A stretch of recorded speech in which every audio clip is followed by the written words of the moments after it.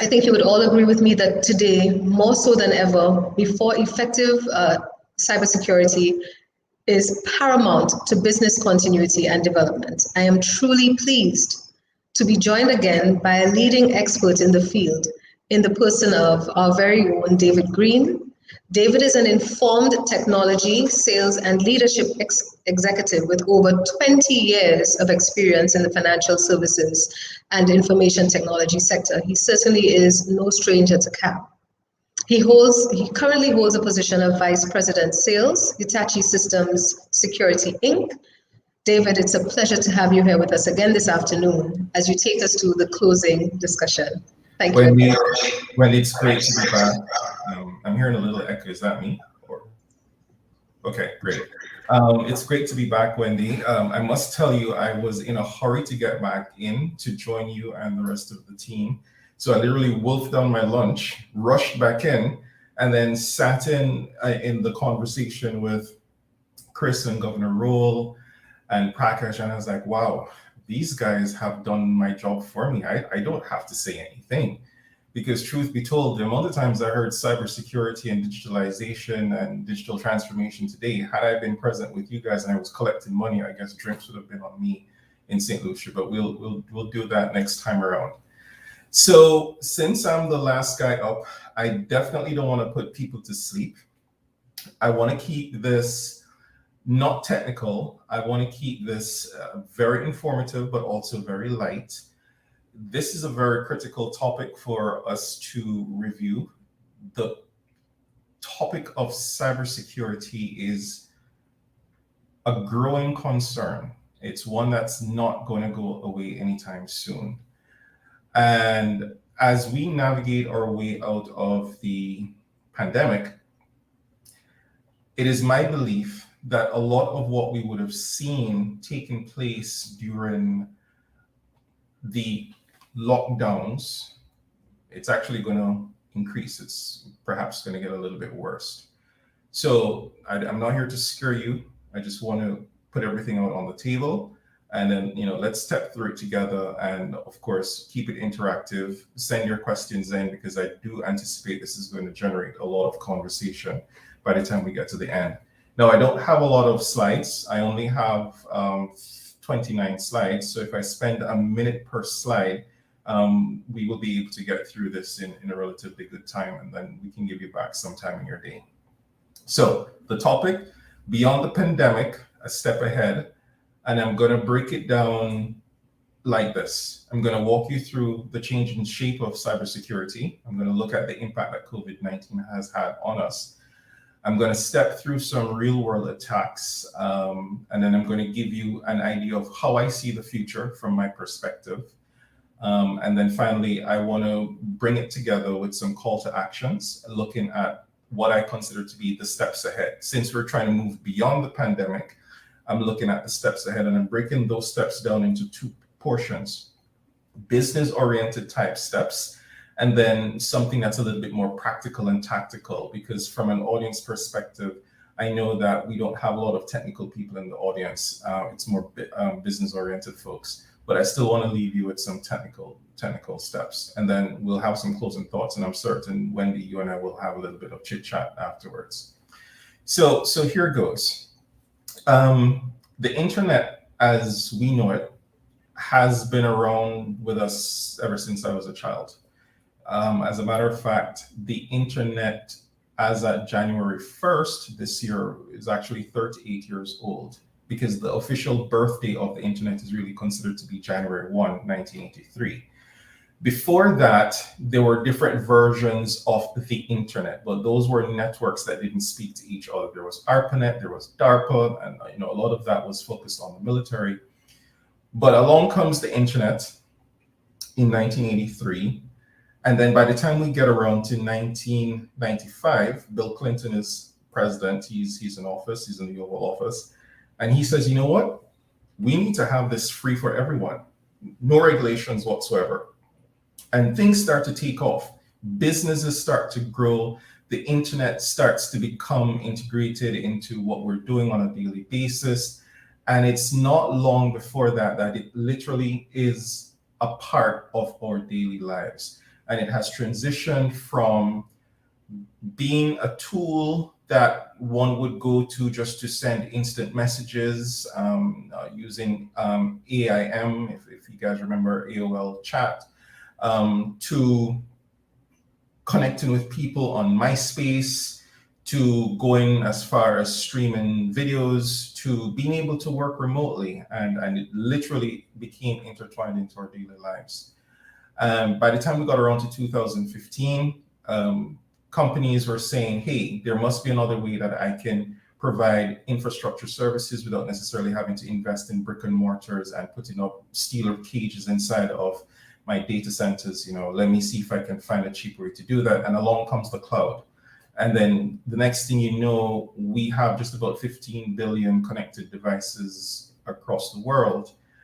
And with all of that growth, we're now facing a challenge. The challenge is, how do we secure all of these environments that are now connected to each other, or IT environments, or OT environments, or IoT environments, Internet of Things environments? But more importantly, how do we secure all of that within the context of digital transformation? And one thing I've learned in life is that with everything that's good, there's always something that's bad coming along with it. So with all the good that the internet has brought us over the last 38 years, here we have the bad side to it. And while I can't enumerate every single bad event that has happened over the last 38 years, I would be here with you until tomorrow morning. I just want to pick up 8 pivotal ones that would have helped to shape history as we know it. So the very first computer attack or computer virus at the time that came about was in 1971.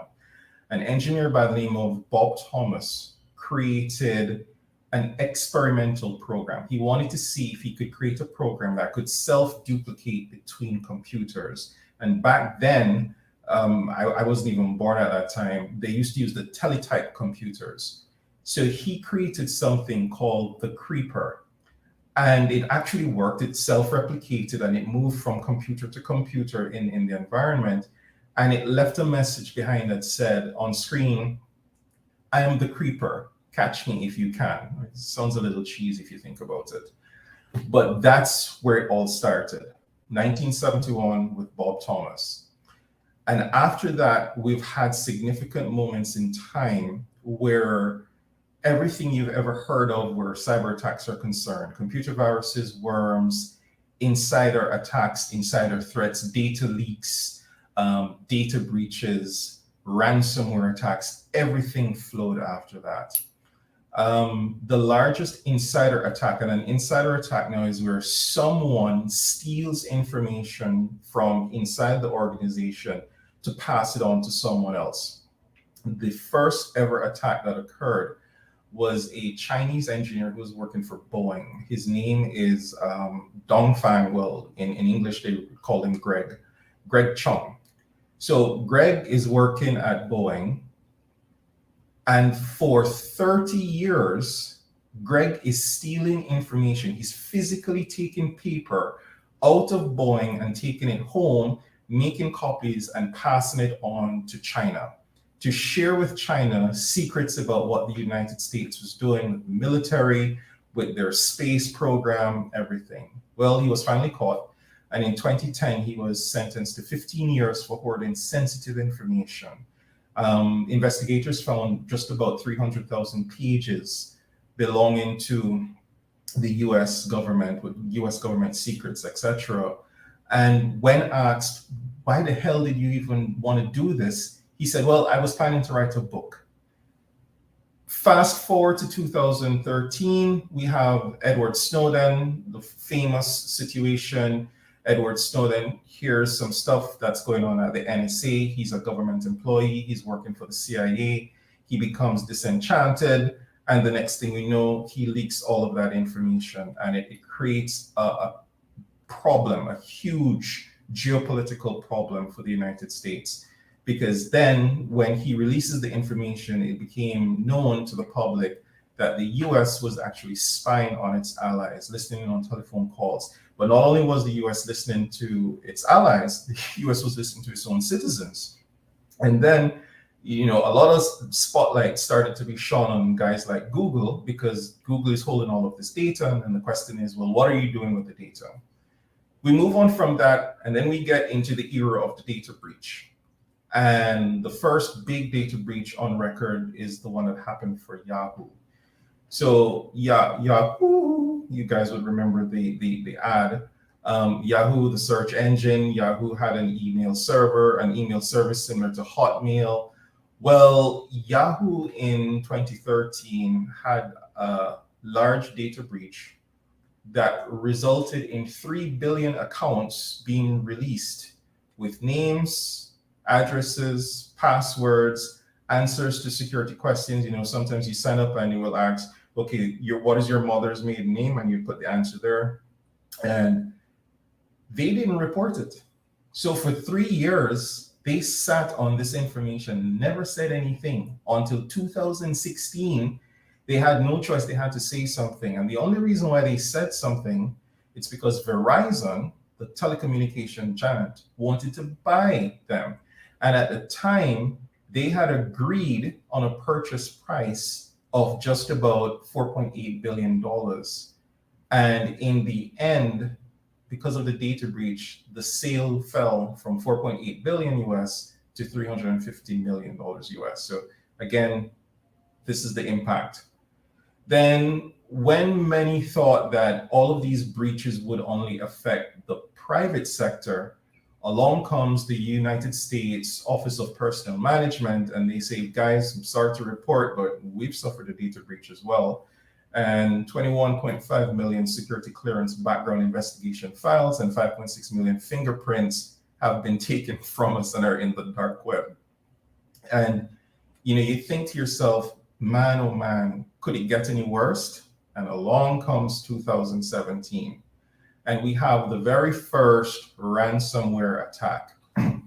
Now, the name was perfect, WannaCry, because everyone who was affected by WannaCry actually did want to cry. I actually know someone who was affected by it, and she was crying. It started off not as a software attack. It started off as a worm. And in cybersecurity, in the cybersecurity world, a worm is basically a virus that can replicate itself without any interaction from a human being. You just need to load it in one place and it will replicate itself and move, which is why it's called a worm. It will worm its way around. They went back. They demanded a ransom, of course. It affected just about everyone that you could think of. There were 230,000 computers in 150 countries that were affected in one day. Banks, hospitals, you name it, everyone got affected by it, utility companies. And the guys went back and they did some work, and then they got better at being bad. And in the same year, they came back with the NotPetya ransomware attack. And this time around, they did it really, really well, because they figured out we don't need to create a worm anymore. What we need to do is target people using social engineering techniques. We need to bait people to open something, click on a link, download a file, and that's how we're going to do it. And that has been the bane of our existence ever since. So much so that even though we had the credit card attack, where Equifax would have lost over 200,000 credit cards, etc., to be honest with you, in my opinion, that kind of pales in comparison to the ransomware side, because that has become the biggest problem for us, and the COVID-19 pandemic exacerbated it. So how has all of this impacted technology? But more importantly, how has all of this impacted banking?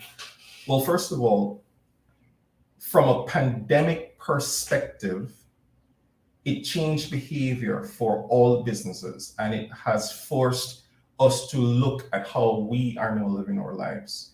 Every single one of us have gone through the same situation. We've been grounded, we can't fly, we've been given stay-at-home orders, We all want to be in St. Lucia right now. We can't. And it has changed the way that we've run our business. What it also did is that it accelerated digitization because it suddenly became uber important. And for any of the IT guys who are present, who are hearing me right now, I want to personally say thank you. I applaud you for the yeoman service that you have provided for us over the last 18 to 20 months. Without you, we would not have survived. That being said, the pandemic pushed us forward, and that's a good thing. We expanded our services online, we digitized and distributed the workforce, and we were able to bring some new service providers into our value chain. That's a good thing. The flip side to that, unfortunately, is that persons weren't ready for this. And as a result, there were some challenges that existed when the pandemic started that continued during the pandemic and never really got addressed. And it created havoc, especially for the banks. So you found where institutions had unremedied vulnerabilities. And of course, a vulnerability in your environment is something that a cyber attacker can exploit to get into the environment to then exfiltrate data. There was no planning, poor planning, in some instances, no preparation whatsoever, because persons now needed to work from home. You're in a lockdown situation. Okay, I'm short on computers. Where do I get laptops? We literally had a laptop shortage across the world because everything was on back order. The companies couldn't make them fast enough. And then some companies said, okay, tell you what, you have a computer at home, I'll give you a remote terminal. You can remote in from your home laptop. And of course, the challenge that comes there is that the home laptop that an employee is using may not necessarily fit the standard or even meet the baseline that you'd find in a traditional brick and mortar environment. Business continuity plans were either non-existent or poorly planned. And the same thing happened with the incident response plans.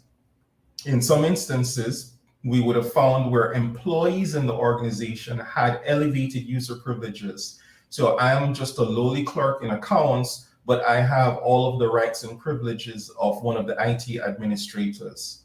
And now we started to see, with all of the misinformation that started to come out regarding COVID, and then later on with the vaccines and the COVID deaths and this and that, then we started to see that the security awareness training programs that either should have been in place or were in fact in place weren't really where they were supposed to be, because the weakest link now started to be the employee. And again, remember, the employee who's working remotely in the comfort of their home is not necessarily going to be operating the same way that they would have been had they been inside the office. And then last but by no means least, and Crystal Ward from the ECCB made mention of this, the supply chain. There were lots of weak controls around the supply chain. A lot of the cyber attacks that we would have seen over the last 18 months, those attacks came about because of weaknesses in the supply chain. A third party is connected to your business, and the attacker was able to go through the third party to get into the business. So what did that result in? Well, as you can see from the graph, there's been a steady climb in cyber attacks between 2017, 2018, all the way up to 2021, up to current date. But at the same time, while these attacks have been increasing, it's interesting to note that when you talk to the consumers, especially the financial services consumers, their expectation is increasing. They want to see more things being done by their financial institutions to help them protect themselves against cybercrime. But more importantly, they want to get guidance from their financial institutions on how they ought to behave online. And I found that to be very interesting, but not surprising, because when you look at it, the threats keep going up. And as you can see, ransomware attacks year on year, so this is 2020 compared to 2021, ransomware attacks went up by 62%. And this has now become the biggest problem of all times. And to the point that the US Department of Treasury, and I'll speak to that in a coming slide, has actually made a statement about that. And I'm going to speak to that in a few minutes. And why, of course, is this now catching everyone's attention? Because it's affecting your brand. It's affecting the reputation. It cripples the business. It grinds you to a halt. It puts you back. In some instances, you find yourself out of pocket because either you don't have available backups to restore from, or the backups, when you try to restore from the backups, you realize that the attacker had been living inside of the environment for quite some time. So you were actually backing up the payload. And then when you restore it, the whole thing starts itself all over again. Based on a research that was done by the Bank for International Settlements, BIS, they put out these bulletins, and they put out a bulletin in January, bulletin number 37. This was written by Inaki Aldasoro, John Frost, Leonardo Camba-Corta, and David White. They did some research, and based on the sample, 163 banks that they would have looked at, they recognized that 25.3% of the sample that they looked at across the different industries, banks were the ones who were most affected. They were the ones that were hardest hit. And banks were also the victims of unintended incidents as well as intentional attacks. The unintended incident here being a bank employee inadvertently disseminating information that they shouldn't do. And this is something that would have happened not just in North America or in other parts of the world. This is something that would also have happened here in the Caribbean. Business email compromises. The attacker has found themselves, fortunately or unfortunately, within the email system for the company, and they've sat and they've taken the time watching emails going back and forth. Okay, so this institution is working on that particular project, and this institution is the intermediary, and they need to pay this one, and then they wait for the right time. They make the necessary changes to invoices, and then a payment is made, a legitimate payment is made, but it goes to the wrong person. And then when they try to retrieve the money is long gone. So these are a lot of the incidents that would have taken place. But as much as I would like to say that's the easy stuff, as much as I'd love to say that, I could live with that, the truth is, the real nuisance is the whole matter of ransomware. It has gotten so bad that it has become a business. There are groups, cyber threat actor groups out there that actually sell themselves as a service. And this is no joke. This is the number one threat for all financial institutions. Ironically, this is the number one threat for all, well, I would say for all industries at this point in time, but definitely for banks. The average ransomware payment in 2020 was approximately 570,000. So, I come, I hold your information at ransom, I demand payment in Bitcoin, it works out to be 570,000. And this is in the first half of 2021. That's what they were asking for.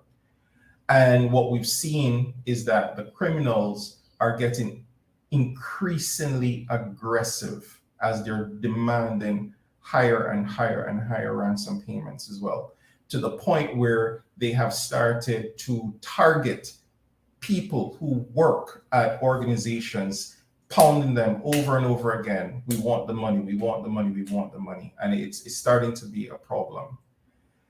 And if you would think for yourself that, okay, maybe it's the people who don't have their shops in order or whatever. Well, Accenture, one of the large consulting firms, who also happens to be in cybersecurity, ironically,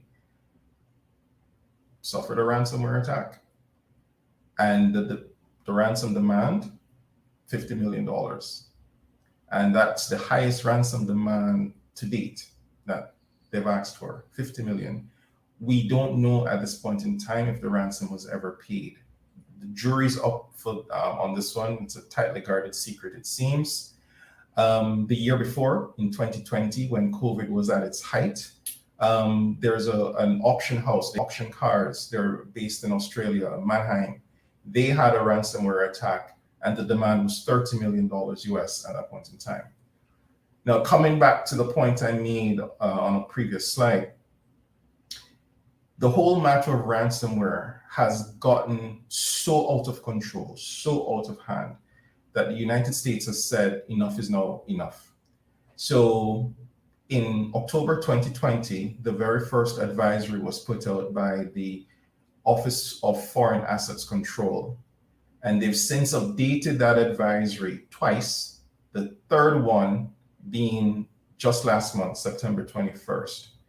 And what they're basically saying now is that they're putting down sanctions, especially for organizations that are based in the United States or are owned by US citizens, even if the citizens live in another country. So if you facilitate a ransomware payment to a threat actor on behalf of the victim, they want to levy sanctions on you. So think about companies that offer cyber insurance. Think about companies like us who are in cybersecurity. Think about companies that do digital forensics and incident response. If we were to facilitate said payments, the United States says, we're going to come down on you. And the reason for that is, end quote, the US government strongly discourages all private companies and citizens from paying ransom or extortion demands and recommends focusing on strengthening your defensive and resilience measures to prevent and protect against ransomware attacks, end quote. This is where, and there's a reason why they're making this the statement, because in, I think it's last year, the total payout last year, 2020, the total payout on record by the FBI and by OFAC, the total payout in ransomware payments is 400 million US dollars. That was paid in Bitcoin. Someone would have gone and then they would have done the conversions and put it into fiat cash. Now, when you look at the trajectory of the attacks that have happened in the real world, and I've deliberately avoided mentioning any banks here, and I'm deliberately avoiding making mention of what has taken place in the Caribbean for specific reasons. You will see that in the first 6 months of this year, the attacks have followed no pattern. It's everybody and anybody. Howard University, what are they in? Education sector. Kaseya, that's an IT firm. They make software that allows you to do remote management. Think help desk type stuff. So it's a cloud-based solution. And this is perfect because here we are, we're all working remote, but we need IT to help us from time to time. IT needs to do asset inventory and all that jazz. So here's this company that offers this cloud solution that works. It does vulnerability patches, all these wonderful things. Well, sadly enough, they had a vulnerability in their software. And so a company called Revil, R-E-V-I-L, which means ransom evil, a Russian-based group, they attacked them and they were able to jump via them to all the customers that was using their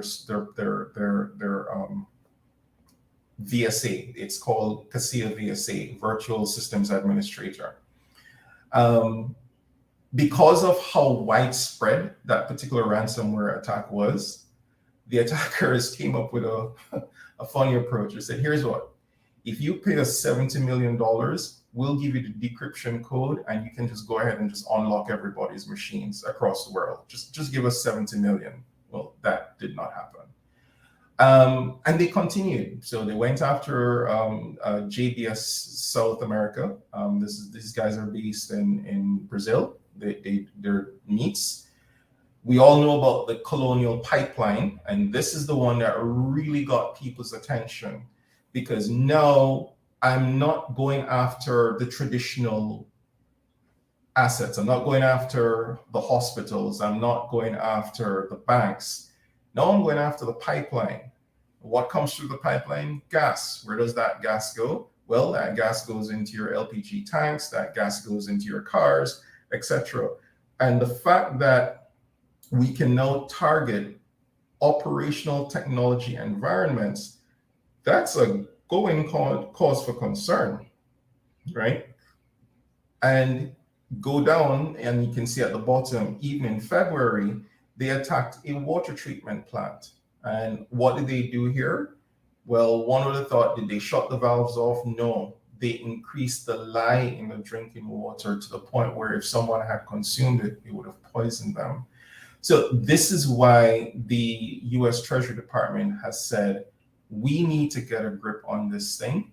And if we cut off the funding and get them to stop being paid, then we can basically dry them up. The problem, however, is a lot of these actors, some of them are in fact state-sponsored. They have their nation states behind them. And the future is very interesting.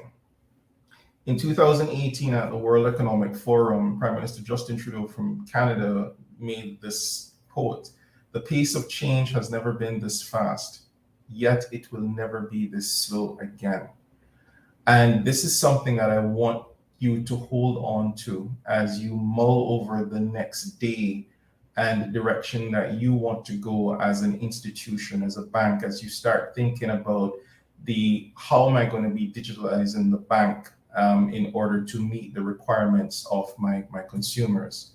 Because for me, in my eyes, from a future perspective, you banks will need to start focusing on a few things. And I've put 5 here that I can think of. One, you got to start focusing on the data that you have. It was this morning I heard Nigel Batiste in his session. He said it. He said, we have the data. You're sitting on a gold mine. Go through that data and start determining, how do I create a new customer experience? How do I create a new journey based on the information that I have? Bearing in mind that we're at an interesting point now, in that we have many generations coming to us as clients at the same time. And the Generation Z, these are the individuals born after 1996, they are perhaps the most demanding of all the generations, because these are the ones who are tethered. They're tethered to their phones, they're tethered to their mobile devices. So that means that as a bank, you now need to become more app-centric. And this is everyone who says, oh, I'm going to become a digital bank. The first thing they start thinking of is, how do I create an app, or how do I take that mobile app that I already have and retool it to make it more effective? But in the process of doing that, you also need to think of something else. From an experience perspective, how do I make that first mile frictionless? The first mile is when you're onboarding a new customer. Typically, I would walk into a brick and mortar, fill out some paperwork, you vet me, you do the whole KYC approach, etc. And then you say, okay, fine, David, welcome to Bank XYZ, and you take my first deposit, etc.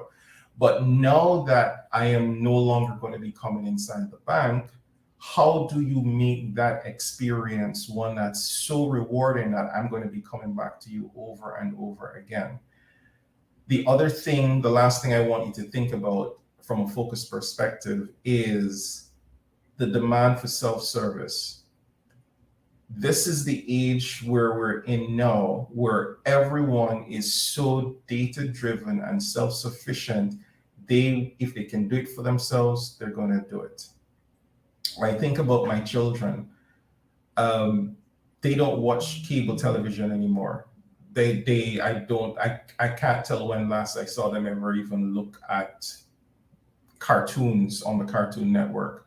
Why? Because they're able to satisfy whatever they are looking for from any of the streaming services, be it Netflix or Disney Plus or HBO Max or Hulu or whatever it is. So that self-service generation is the generation that you're now going to be faced with. And this creates a challenge because to pivot quickly, sometimes we sacrifice quality and security for speed. But I want you to remember that the future still carries with it some challenges. You're going to have more ransomware attacks. You're going to have more supply chain attacks. OT environments are going to be weaponized to the point where I believe it will come to a point where it could actually take human life. Because we're more app-centric and we're doing more stuff with our mobiles, expect that the mobile will become the new attack vector. So there are going to be more malware attacks at the mobile point of view. Your people, you have to build a barrier around your people and ensure that your people are super well trained, super well aware, and you're continuously putting into them culture and behavior so that the misinformation that tends to emanate on Facebook and other social media outlets, it's going to mushroom, but you're going to have to get them ready for it. Because again, the reason why we had so many breaches taking place, ransomware attacks taking place, it wasn't so much because someone broke into the network. It was because someone was on Facebook, someone got a link, they got an email, they got something, and it had information, which was misinformation. And they clicked on the link because they wanted to see it. There was one particular, I don't remember the name of it now, but I remember what it looked like. It actually had a map, and it was actually showing you all the deaths that were taking place around the world. But that was a gateway for attackers to get into your environment. The last thing, well, two more things that this point isn't on here. One, expect that there's going to be an increase in cryptocurrency theft. We heard it discussed this morning. We heard it discussed during the session that went before me on the regulatory side about the digital wallets. The digital wallets. As a matter of fact, Lyndon Giuseppe spoke about that in Belize and the distance that people have to travel to get to the traditional brick and mortar. So of course it makes sense, give them a digital wallet. But of course, if you give someone something, someone is going to want to come and take it. So expect that you're going to see a lot of cryptocurrency theft starting to take place. And also expect to see where unprotected networks or networks that have vulnerabilities, they may not necessarily use the network, they may not come into your network to exfiltrate data or even to hold their ransom. But what they'll do is they'll come in and they'll use your CPU power, they'll use your machines within the bank as slaves, as part of a botnet network. So it's almost, I aggregate the power of all of these computers, and then I can use that to create a supercomputer, so to speak, to do all of the crypto mining that I need to do. The last point, which I haven't put on the slide, but I'll speak to it, is there is a Cold War brewing. Now, think back to the day when there was the Cold War between Russia and the United States. Well, there's another Cold War that's about to start. This is the cyber Cold War between China and the United States. Expect that we're going to see more of that taking place, and expect that the Russians will also get in on the act as well. I think they're already there, but expect that more of that is going to take place, right? So where do we go from here? What do we do? Is it all doom and gloom, David? No, it's not all doom and gloom. There is a path forward, and that's where I want to focus my attention on now. So the approach that I'm putting forward to you is one that, in my opinion, needs to be driven by the business. It needs to be modeled on risk. I go back, I heard Chris Leward speak about that in the presentation that just went by. And then that needs to be supported by some technical and some tactical actions. So I'm giving you my thoughts here, okay? So on the business side, first of 8, align your business goals with your security needs and make certain that that alignment is based on risk. So we always see it happen over and over and over again, where we spend money on technology. We go out there and we buy the latest and the greatest, and we believe that somehow that is going to save us. But we don't stop and think about the scenario and what's actually relevant. So many times we go and we spend and we make a bad spend. Now that we're making this transition and we're making this huge push towards digital transformation, you've got to start thinking of everything from a risk perspective. And my Chief Operations Officer, Anthony Sabiri, he always says this: you got to be risk-based. You got to be risk-based. And it's almost like a mantra he keeps repeating over and over and over again. Part of that risk-based approach means you got to put the right people in the right places at the right time so that operationally you have a more focused first line. And then the audit-driven third line creates that level of defense for you. So first things first, from the business perspective, align your business goals with your security needs and make certain it's based on risk. The second thing now focuses on your customer. There is a 5-letter word that all consumers, all customers want. They want to have. It's called trust. If I trust you, I'm going to feel comfortable coming back to you to do business. If I don't trust you, I'm going to go somewhere else. But trust, while hard to build, is very easy to lose. And if you're running at warp speed and you're trying to sacrifice quality and security for speed just to get something done, along the way, you're going to lose a customer because they no longer trust you. So something as simple as a data breach, let's say that there was an unintended situation, someone accidentally shared my information and sent it out the door. No, was it a cyber attack? No, it wasn't. But my information is now out there for someone else to see. My trust is gone. And that's why a lot of global brands, they've suffered because of this breach in trust.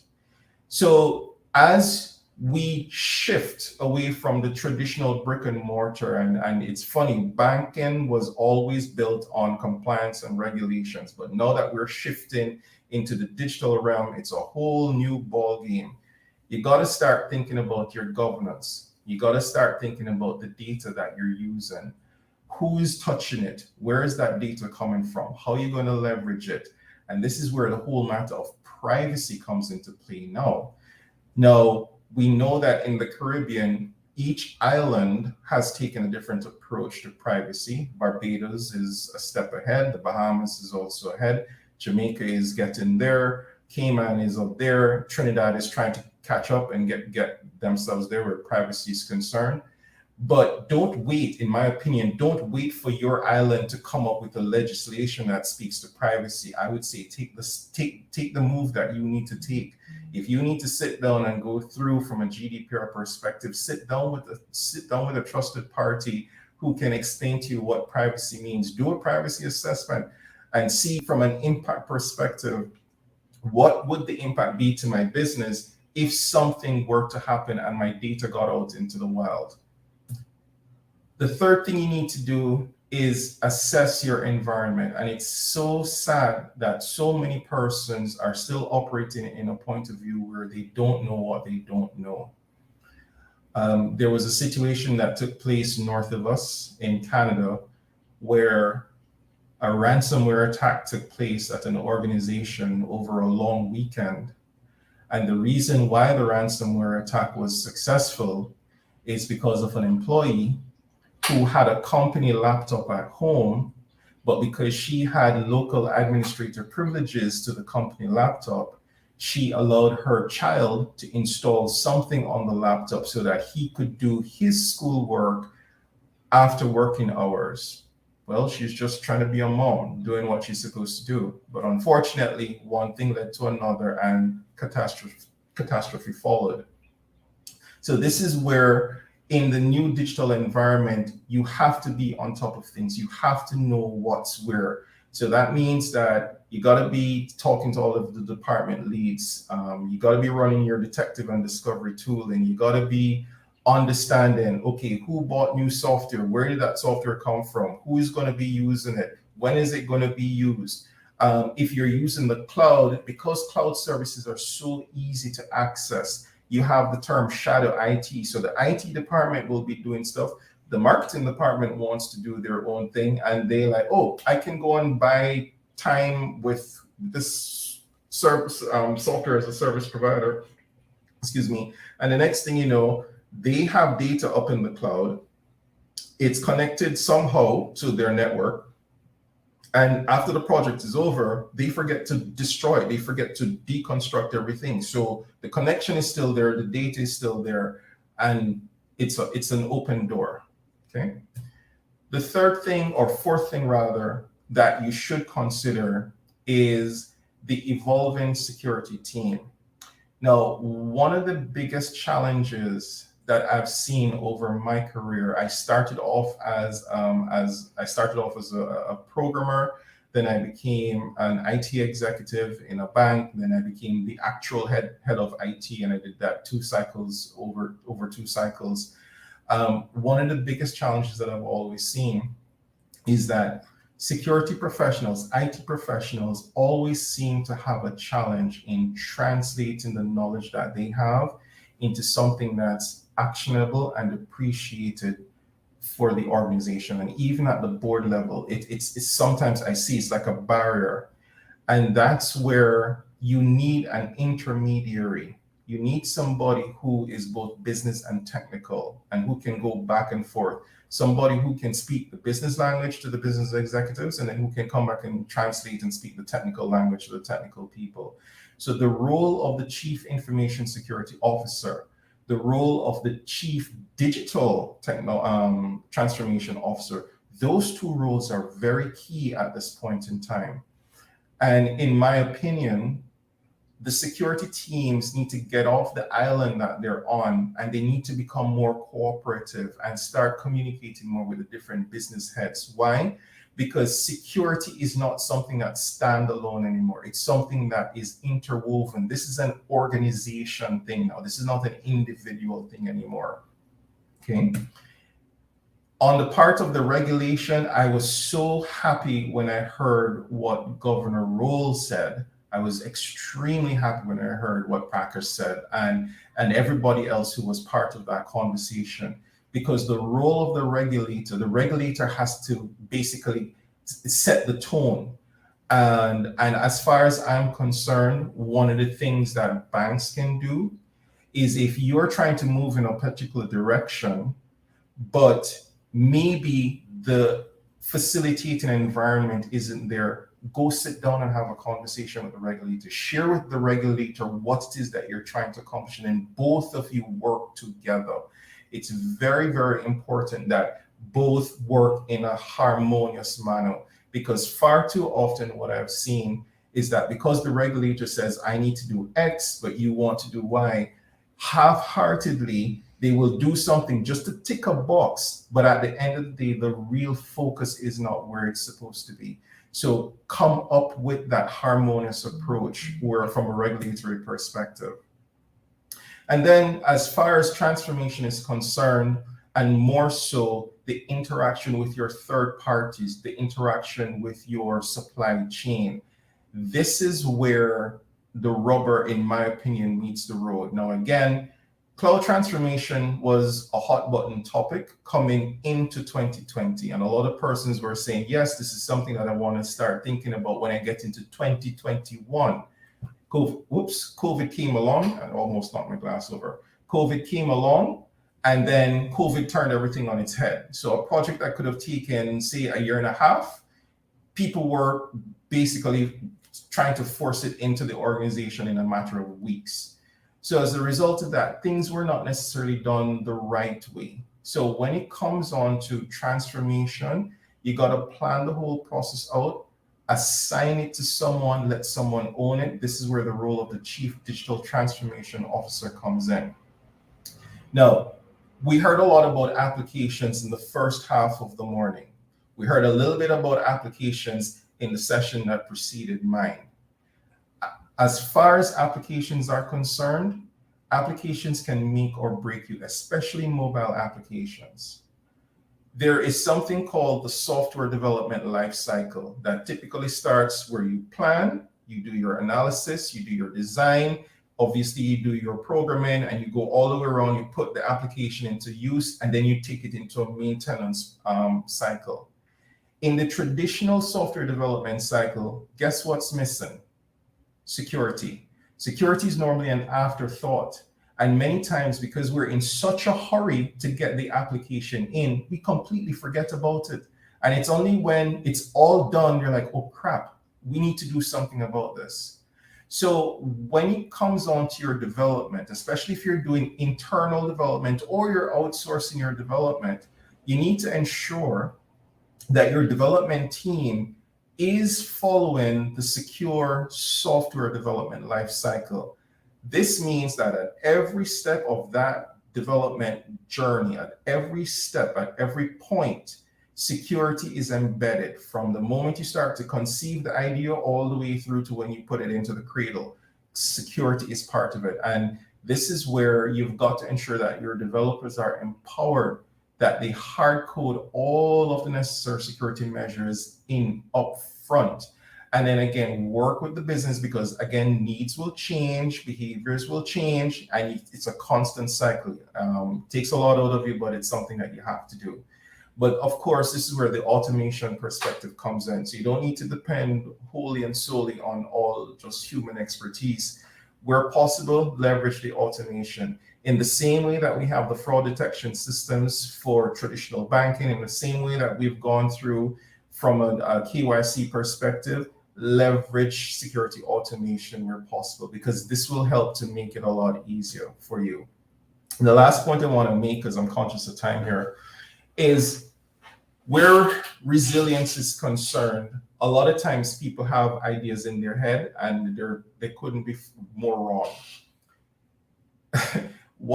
One person actually thought, oh, if something were to happen to me, no problem, man, we're good, we'll be fine. And then something bad happened and they realized that all the assumptions that they had, all the assumptions were wrong. In the Caribbean, every year from June until November, hurricanes pass through. And it has happened to us so much that we know exactly what needs to happen. And we've become resilient as a community, as a region to hurricanes. Yes, ever so often, something bad happens to one of the islands, but we bounce back. The same approach needs to be taken for security now more than ever. The last 18 months that went by, it tested us and it found a lot of us wanting, because our business continuity plans weren't working. We had no incident response plans. So this is where at a board level, you need to start challenging the assumptions that you have around business continuity planning. And you need to engage with your regulator. You need to go back to the central banks and you need to find out what are they expecting. And again, make certain that from a harmonious perspective, you guys are on the same page. And it needs to radiate outwards. It needs to radiate outwards to your third parties. And this is where third party due diligence is very, very important. Before you sign up with a third party to work with them, do your due diligence. I have a relative in the military and he said, David, when we detonate, an explosive, there's something referred to as the blast radius. When the explosive goes off, it's not just about the point where the explosive was placed. It will radiate outwards. And I want you to think of that radiating outwards as you being in the middle, and then all of your third parties being concentric rings around you. Now work from the outside in. What if something went wrong at the outer circle? What's the likelihood that it could ripple all the way into the center? It could affect you, and vice versa. So, make certain at the end of the day that your resiliency planning is not just for you, but it also takes into consideration your third parties. Now, in the interest of time, I'm not going to go too deep into the practical side of things. I just want to highlight one or two. The slides are going to be made available. You will be able to download this from the booth. But I just want to highlight two key points that I want to share with you here. The first one is around incident response planning. I'm going to come back to this. And this morning during Howden's Diamond presentation, Blair actually made mention of this. One of the things that can help, now I want to put a point out here. At the end of the day, having an effective cybersecurity plan will not stop you from being attacked. I'll say it slowly. Having an effective working cybersecurity plan, having everything working the way it's supposed to work, it's not going to stop you from being attacked.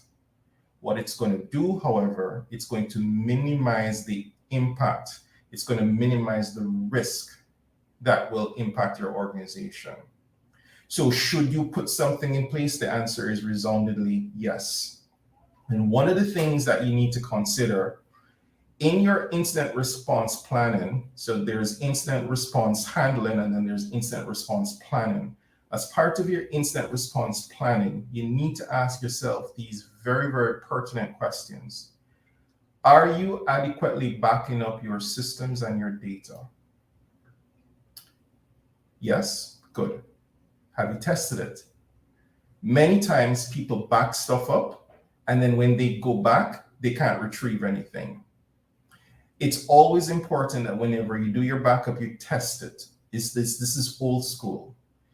Have you ever thought about how you would deal with your employees or your customers if they're not able to access your systems? What if it's not a ransomware attack? What if it's a distributed denial of service? What if it's a targeted denial of service? So here you are now a digital bank. You no longer have a brick and mortar. People don't walk through the front door to come to you anymore. They come to you online. What if someone attacked you and they just kept hammering away at that website, and it makes it impossible for legitimate customers to now find you? How do you deal with that? This is all part of incident response planning. How do you communicate with your stakeholders? If you're a publicly traded company, what are you telling the FSC? What are you telling the stock exchange? What are you telling the central bank? What are you telling your intermediary? You have intermediary banking relationships with Wells Fargo and all these other ones. How do you deal with that? This forms part of it. This part is referred to as crisis management. This is all part of your incident response plan. And the most important question, have you acquired cyber insurance? A lot of people don't think it's necessary, but cyber insurance, think of it from this perspective. For the same reason that you would go and buy a health insurance policy, or you'd go and buy a life insurance policy, or you insure your home after you put down some good coin to buy it or build it, why don't you buy cyber insurance for your business? Because that can help you when you need it the most. The organization that I made reference to in Canada that went through a bad experience recently, even though at the end of the day it was a situation where the vector of entry, the vector of attack was an employee's laptop, they had a cyber insurance policy, and that saved them. How did it save them? Immediately, the policy kicked in, funds were made available to them, and it shortened the time to bring them back up. Because on the policy is an actual cybersecurity firm who came in and they did all the necessary investigations, the forensics, the whole 9 yards. And then there was another company from a traditional IT infrastructure perspective who came in to help them rebuild everything. So they were able to use that money to buy new servers, buy new telephone system, buy new laptops and all that jazz. So this is where the cyber insurance can come in. And that's one of the uses. If there was a data breach, that money could also be used to help settle any, well, I wouldn't say settle lawsuits, but any claims that are being made against you as an organization. That money could be used for that purpose. And that way you don't have to go back into your pocket as an organization to take that money out and use for that purpose. Two more things, and then I'm going to wrap this up. I made the point before, and I'm making the point again.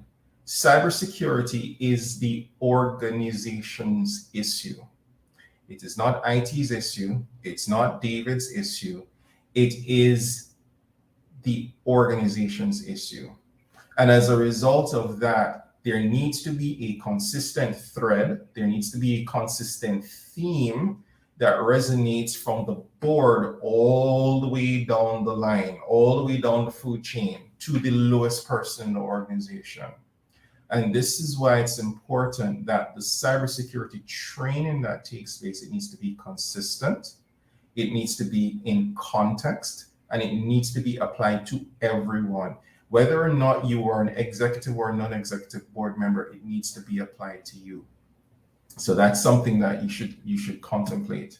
And then the last thing, don't forget your customers. So that second bullet point that's on screen about raise your customer awareness, think back to one of the earlier slides that I showed you where it had some percentages, and one of the percentages was 56%. 56% of customers wanted their financial institution to actually guide them on what's the right thing that they're supposed to do. And why do they want to know that?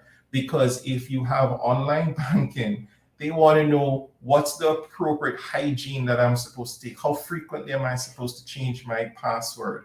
And here's a quick question for you, just to challenge you. You don't need to answer this. Don't answer it to me, answer it to yourself.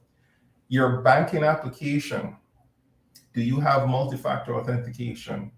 Now think about it from the standpoint of your ATM card.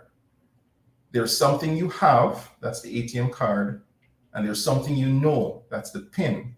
So when I need to get money from the ATM, I take something I have, the card, I put it into the machine, and then I take something I know, which is my PIN, and I punch it onto the PIN pad, and the rest is history. Now think about the same type of transaction, but I'm now in front of my computer or I'm on my mobile device and I'm coming to your banking application because I need to transfer funds between accounts or I need to make a bill payment.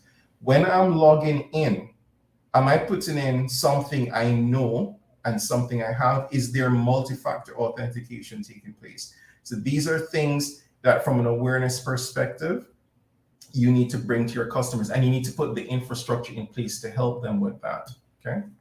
So closing thoughts, let me just wind it down. Again, the slides are going to be made available to everyone.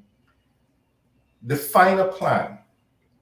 If you fail to plan, you've already planned to fail. So define a plan and make certain that this plan aligns with and embeds your business strategy, and it has to be risk enabled, it has to be risk based, and it has to be risk managed.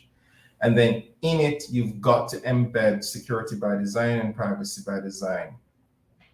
And you got to pay close attention all the while to your supply chain. So from a supply chain risk management perspective, you got to be focused on that. Everybody who used SolarWinds as an application, when SolarWinds was attacked, they got attacked as well. Even Microsoft suffered because of it. Focus on continuous people improvement. Many times companies are only interested in, well, the regulator has asked, do you have a security awareness program? How frequently do you do it? Yep, every year we send out something and people answer questions. So let me tick that box. No. It has to be continuous because at the end of the day, people need to show improvement.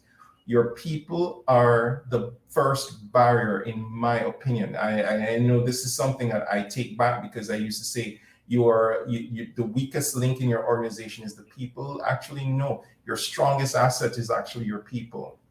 The more you improve your people, the more you change behavior. If behavior changes, it redounds to your benefit. Develop, implement, practice, and continuously improve the processes that you have in your organization. Your incident response planning processes, your business continuity processes, and everything, especially as it relates to digital transformation. And 2 more points: technology is a tool, not a silver bullet. Always remember that. A lot of people put all of their eggs in the basket of the technology. It's just a tool. And last but by no means least, when you start this off, don't try to go at it by yourself. Don't try to go at it alone. Get the help. Reach out, ask for help. Get expert advice. There's always someone out there who lives it, breathes it, and can help you along this journey. So, ladies and gentlemen, this is the last slide. Thank you so very, very much for your attention. I really appreciate it. These slides will be made available. You can download it from the booth.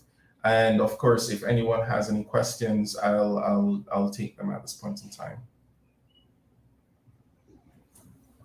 Wonderful, wonderful presentation, David. And I dare say that you certainly have been the final link in what I believe to have been a very strong chain of communication and sharing this afternoon and this morning. As you would have referenced several times in your conversation with us this afternoon, you kind of hinted on some of the conversations, bits and pieces from everyone's presentation, which really, in my mind, solidifies the fact that from a cybersecurity perspective, we all have a role to play in ensuring that we are safe and that we are also maintaining the safety of our customers. But David, you made a point a little earlier in your presentation that really stuck with me. And before we open the lines to questions, I want to really pause there for a second. When you spoke about Accenture and the fact that they are cybersecurity service providers who were also a victim of.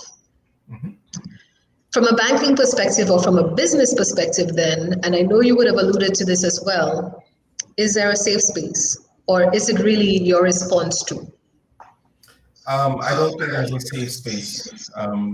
Any ideas of a safe space that we had, those are long gone, because these guys have no respect for anyone at all. There's no safe space anymore. Okay, and so your best bet is simply to ensure that you are ready to respond in the quickest way, and to your final point that you don't have to do it alone. Yeah, that's correct. That is correct. You have to be ready. You just have to be ready for any eventualities, which is why I said at the end of this is never about prevention.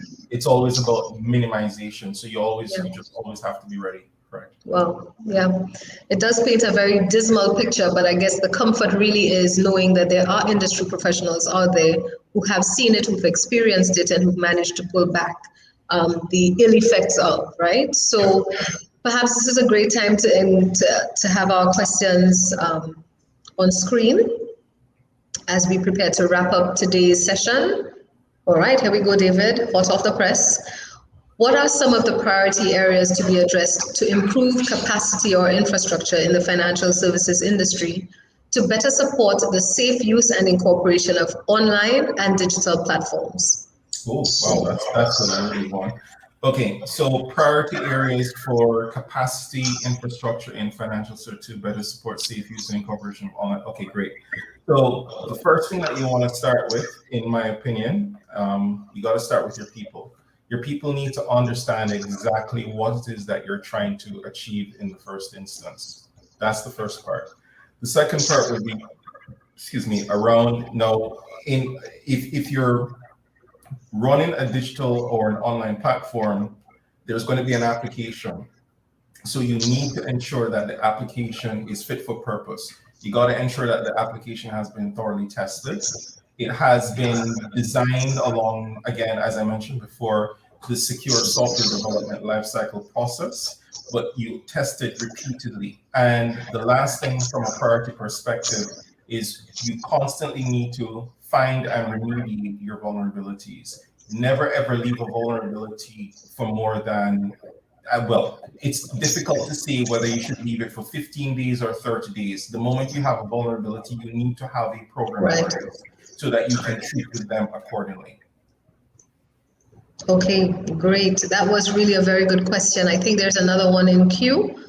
Are there any specific types of cybersecurity threats that are more prevalent that industry participants should be mindful of? And I suppose industry meaning financial services. Yeah. So ransomware is at the top. Following ransomware would be anything related to social engineering, and social engineering would be typical. There's the phishing, where they try to bait you to either give up information or click on a link and follow the breadcrumbs, so to speak.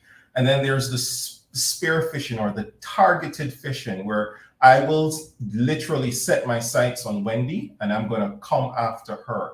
So those two areas, those are the two specific threats that are very, very prevalent today for the financial services industry. The follow on from the phishing, the social engineering perspective would be the business email compromise.